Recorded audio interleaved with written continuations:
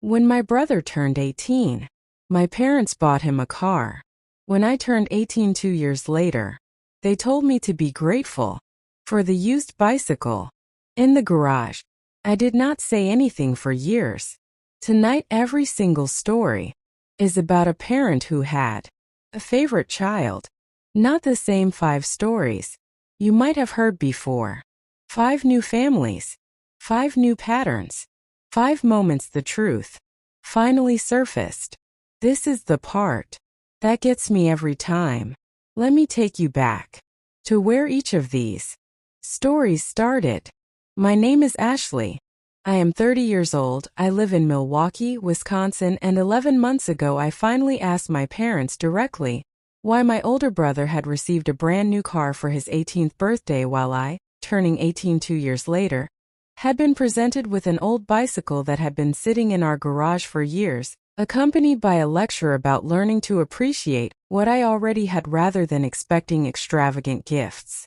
My brother's name is Kevin. He is 32 now, and I want to describe the specific moment of his 18th birthday because I remember it with unusual clarity, having been 16 at the time and present for the entire celebration. My parents had arranged an elaborate surprise, blindfolding Kevin and leading him to the driveway where a nearly new sedan sat with a bow on it, purchased, I later learned, using a combination of savings my parents had been setting aside specifically for this purpose for several years. 2 years later, on my own 18th birthday, my parents handed me a bicycle from our garage, one that had belonged to a family friend's child and had been given to us second-hand years earlier, along with an explanation that they believed I needed to learn the value of earning things myself rather than being handed a car. A lesson they stated they had specifically chosen not to teach Kevin because, in their words, he had different needs and had shown more responsibility that warranted the investment.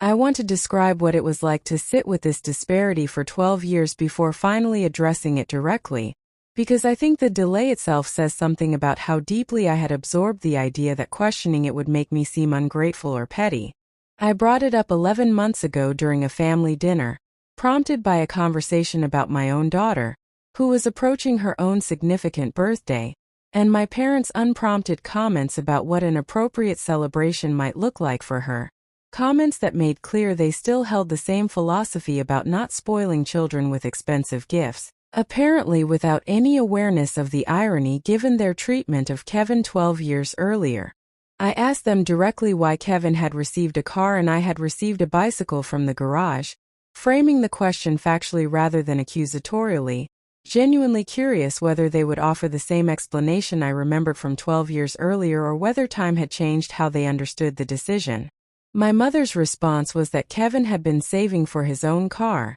and they had wanted to help him reach his goal faster, while I, according to her recollection, had never expressed the same level of interest in driving or independence at that age. I told my mother this did not match my memory at all. I had, in fact, been eager to learn to drive and had specifically mentioned wanting a car multiple times in the months before my birthday, memories I had discussed with my own husband over the years, who confirmed he remembered me describing this disappointment even early in our relationship, well before this recent conversation. My father, at this point, said that comparing gifts from over a decade ago was not productive and that both Kevin and I had turned into successful, independent adults regardless of what we received as teenagers. A response that did not address the disparity itself but rather suggested the outcome justified whatever the original reasoning had been. Update 4 months later. My mother called me 3 months after our initial conversation, asking to talk further about what I had raised at dinner. She told me she had thought about it extensively and had come to recognize, upon reflection, that the different treatment likely did reflect something about how they had prioritized Kevin's requests over mine throughout our childhood, though she struggled to articulate why this pattern had existed beyond vague statements about Kevin having been, in her words, more assertive about what he wanted. I asked her directly whether she believed Kevin had simply been the more favored child, a question she did not answer directly but did not deny either, sitting in silence for a long moment before saying she was sorry if that had been my experience growing up.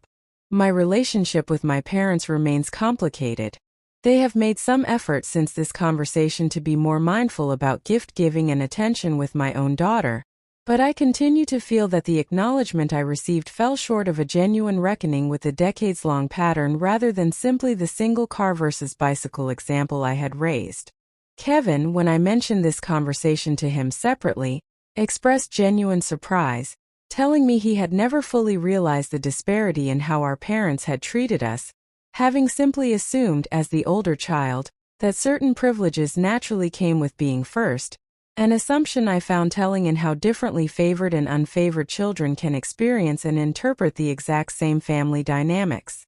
Ashley waited 12 years to ask a single question, and just like Ashley discovered, her parents could not fully explain a decade-old disparity. The man in story 2 discovered something that could not be explained away at all, because his parents had put it in writing, not once, repeatedly, across 2 decades of holiday cards. Wait, this is the part that gets me most.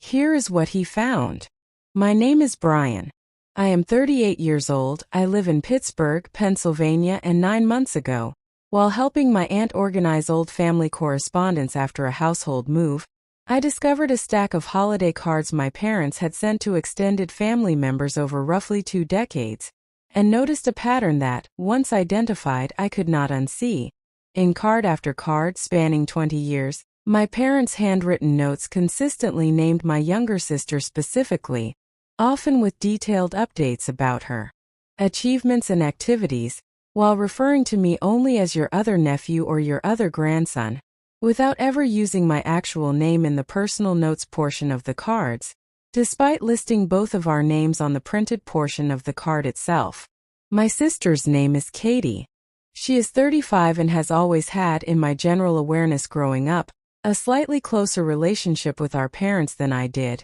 a dynamic I had always attributed to personality differences rather than anything more deliberate, since Katie has always been more extroverted and easily shared details of her life with our parents in ways I, as a more private person by nature, simply did not. I want to describe the specific cards I found because seeing them chronologically, spanning from when I was in high school through my early 30s, made a pattern visible that no single card, viewed in isolation, would have revealed. A card from when I was 17 mentioned Katie's cheerleading competition specifically,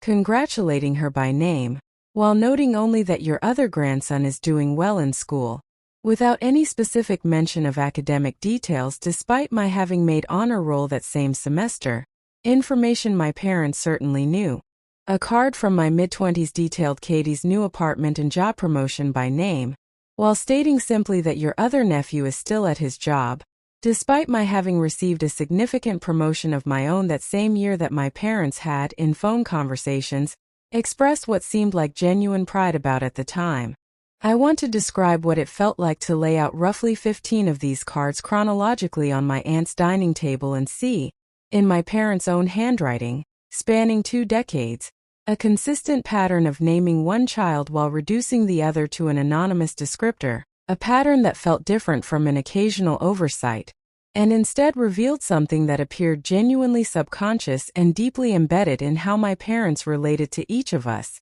even in contexts where they, presumably, were not thinking carefully about word choice. I brought several of these cards to a conversation with my parents, laying them out in the same chronological order I had discovered them in, and asked them directly whether they were aware of this pattern and how they referred to Katie versus how they referred to me across 2 decades of correspondence. My mother's initial reaction was genuine confusion, examining the cards closely as though seeing this pattern for the first time, which I actually believe was true, given how automatic and seemingly unconscious the pattern appeared to be rather than any deliberate choice. Update 4 months later. My mother has, in the months since this conversation, become visibly more conscious of how she refers to me in various contexts, including in newer cards and messages, a change I have noticed and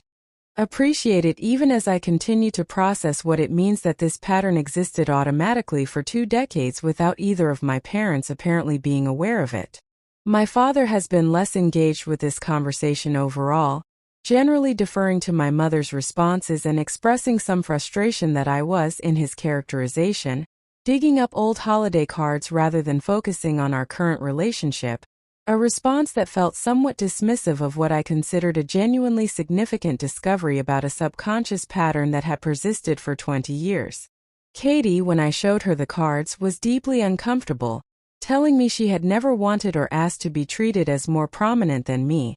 and that seeing this pattern made her feel genuinely guilty, despite my repeated reassurances that this was not something she had caused or was responsible for. We have had several conversations since about our respective experiences growing up, conversations that have revealed Katie herself had her own complicated feelings about being seen as the more successful or favored child, including pressure she had felt to continue performing at a level that would justify the attention she received, pressure I had never considered from her side of this dynamic. I have kept several of the cards, not out of resentment but as a genuine, tangible piece of evidence of a pattern I might otherwise have continued to only vaguely sense without ever being able to fully articulate or prove, even to myself. Brian found 20 years of evidence in his parents' own handwriting. Our third story tonight is about a different kind of evidence entirely, not words on a card. A room that had been kept exactly the same for over a decade,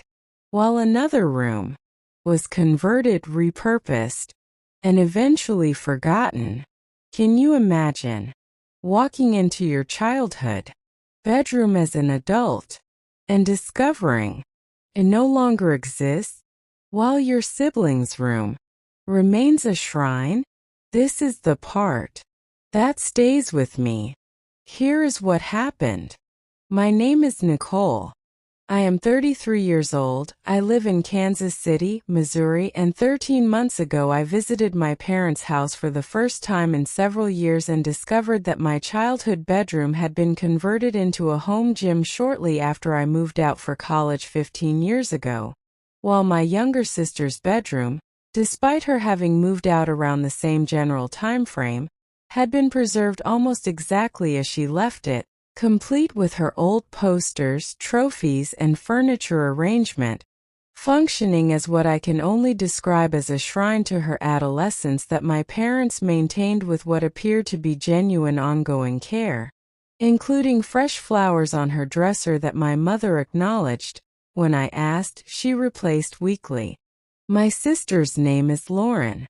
She is 30 and lives about an hour away from our parents, visiting regularly, while I had moved across the country for my career and saw our parents less frequently, a difference in physical proximity that I had always assumed explained some natural differences in how our parents related to each of us, but that I had never connected to something as specific and symbolic as the fate of our respective childhood bedrooms. That I want to describe the specific moment of walking into what used to be my bedroom and finding exercise equipment, a treadmill positioned exactly where my bed used to be, weights along the wall where my bookshelf had stood.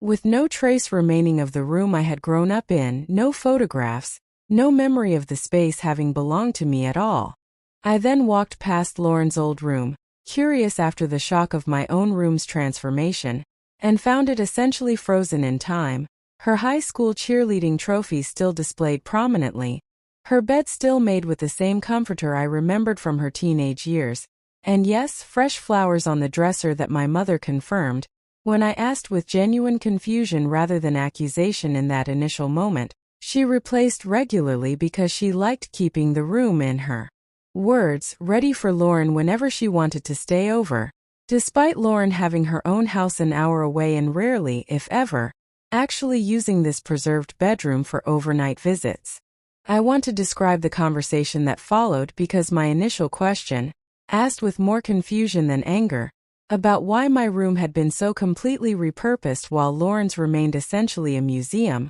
produced a response from my mother that I found genuinely difficult to process. She explained, without apparent awareness of how this might sound, that since I had moved so far away, they had assumed I would not need my room again in any meaningful sense, while Lauren, staying closer, might theoretically want to use hers occasionally, a rationale that did not actually match Lauren's own rare use of the space, but that seemed to function more as a justification for a decision that had likely been made based on simple preference rather than practical necessity. I asked my mother directly whether the different treatment reflected some difference in how much they valued my continued connection to the family home versus Lauren's,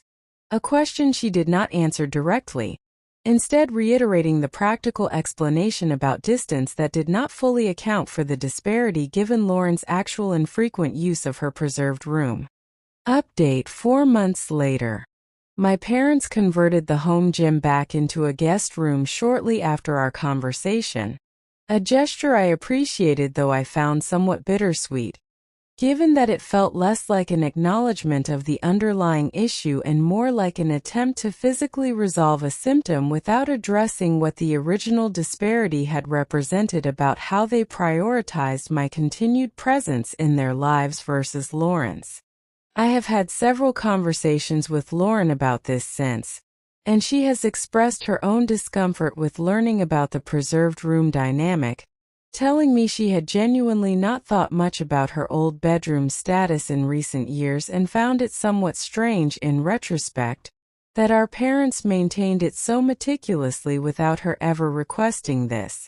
My relationship with my parents remains generally positive but carries an undercurrent I did not previously feel,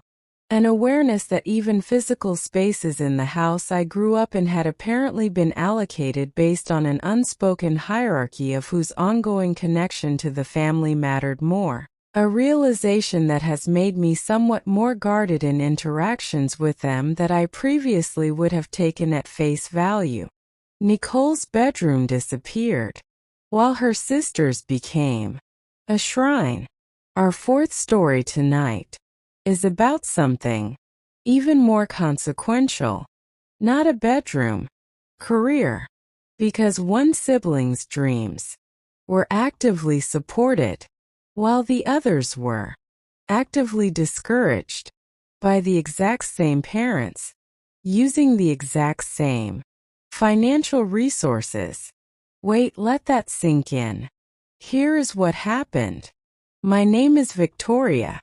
I am 35 years old, I live in Indianapolis, Indiana, and 15 months ago I calculated, after finally gaining access to some of my parents' financial records while helping them organize their estate planning documents, that they had provided my older brother with a combined total of approximately $95,000 across 3 separate attempts to fund different business ventures over a decade, each of which had ultimately failed while they had refused, when I asked for a single loan of $15,000 to help cover the final year of my graduate program 8 years earlier, telling me at the time that they simply did not have the resources to help and that I would need to take out additional student loans instead. My brother's name is Marcus. He is 38 and has, throughout his adult life, pursued various entrepreneurial ventures, none of which have achieved lasting success, but each of which our parents apparently funded substantially, believing, based on conversations I've since had with them, that Marcus possessed genuine business talent that simply needed the right opportunity and sufficient capital to eventually succeed. I want to describe discovering these financial records, because I had genuinely believed for years that our parents were people of relatively modest means who simply could not afford to provide substantial financial help to either of us, an understanding I had built my own financial planning around, having taken out significant student loans for graduate school that I am, 8 years later, still paying off, loans that would have been entirely unnecessary had my parents provided the $15,000 I had requested, an amount that represented only a small fraction of what they apparently had available, and were willing to invest in Marcus's ventures during that same general period. I found records showing an initial $25,000 provided to Marcus for a restaurant venture that closed within 18 months, followed by $30,000 several years later for a retail business that lasted just over 2 years before also failing, followed by an additional $40,000 more recently for what Marcus had described to the family as a consulting business, which, based on the financial records, also appeared to be struggling significantly despite this substantial investment. I want to describe the specific conversation I had with my parents once I understood the full scope of these numbers. A conversation I approached carefully, wanting to understand their reasoning rather than simply accusing them of unfairness. My father's explanation was that Marcus's ventures represented investments with genuine potential for return, framing the money as business loans rather than gifts, despite no formal loan documentation existing for any of the three amounts and despite none of the money having been repaid across any of the three failed ventures. When I pointed out that my graduate school request had also represented an investment, one with a considerably higher likelihood of return given that I completed my program and have had stable, well-compensated employment in the years since, my father struggled to provide a coherent explanation for why this had been treated so differently from Marcus's requests, eventually suggesting that education was something I could have financed through loans in a way that Marcus's business ventures could not have been financed through traditional lending given his lack of established credit or collateral at the time. Update. 4 months later,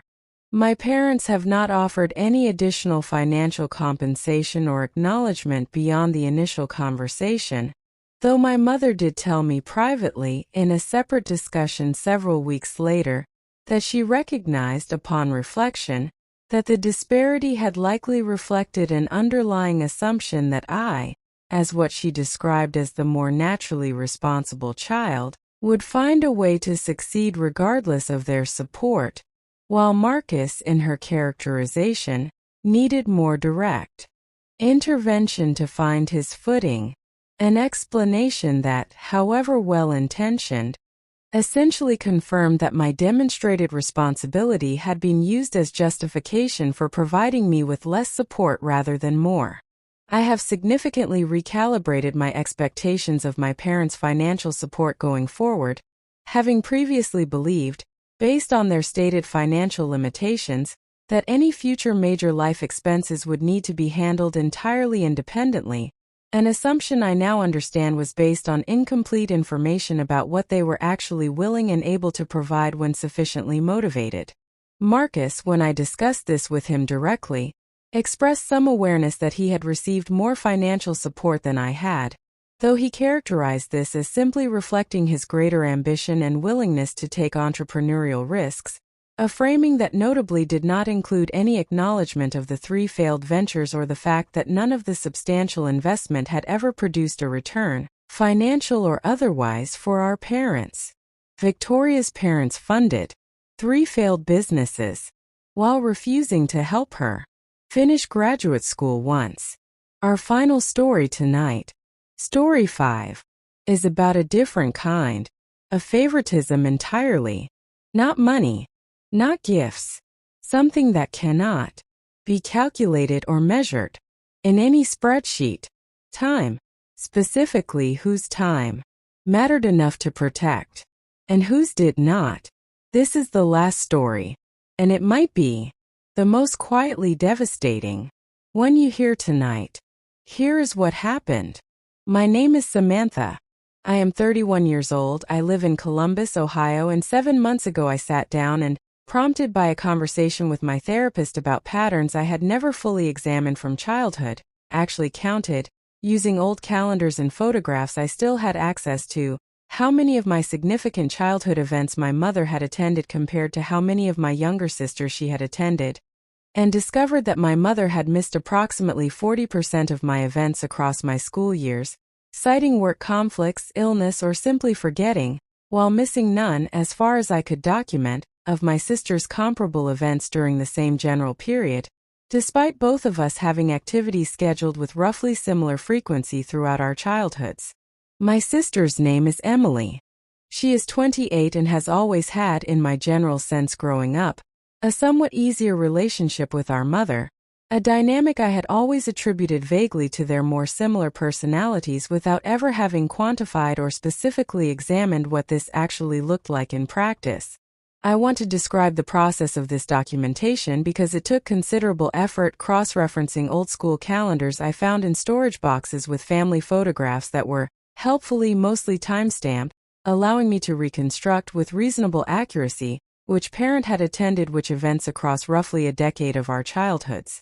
What I found was that my mother had missed my 4th grade spelling bee citing work, my 7th grade band concert citing a headache, my 9th grade art show citing a scheduling conflict that, based on photographs from that same week, appeared to have actually been her attending Emily's soccer game, which was scheduled for the same evening, my 11th grade academic awards ceremony citing exhaustion, and several other events across my school years, totaling roughly 40% of my documented activities. During this same period, based on the photographic evidence I was able to gather, my mother had attended every one of Emily's documented events, including her soccer games, her school plays, and her own academic ceremonies, without a single documented absence across the same general time frame.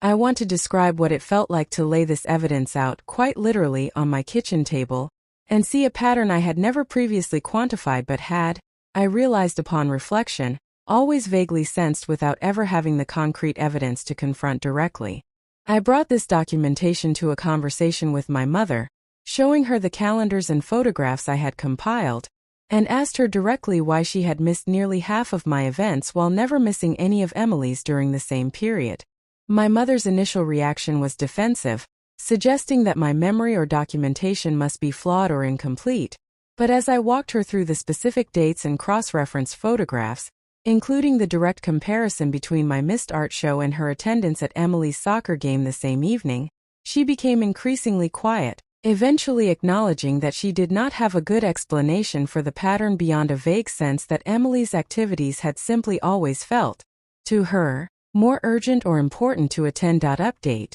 4 months later. My mother has struggled significantly with this revelation, telling me in a follow-up conversation that she had genuinely never realized, until seeing the documented pattern laid out clearly, how consistently she had prioritized Emily's events over mine, and that confronting this evidence had forced her to examine assumptions about her own parenting that she had never previously questioned. She has apologized more specifically and completely than in some of the other conversations we've had about favoritism over the years, acknowledging directly that the pattern reflected a real difference in how much she valued being present for each of us, rather than offering excuses about individual circumstances that, taken together, no longer held up against the documented totality of the pattern. I have found this acknowledgement more meaningful than I expected. Though it has also produced its own complicated grief, a mourning for the version of my childhood where my mother was present for the moments that mattered to me, moments I cannot get back regardless of how genuine her current understanding and regret might be. Emily, when I shared this documentation with her, was visibly upset, telling me she had never wanted or asked to be prioritized over me, and that learning about this pattern made her question her own childhood memories, wondering now whether experiences she had always simply taken as normal parental attention had actually come at a cost to my own experience that she had never previously considered.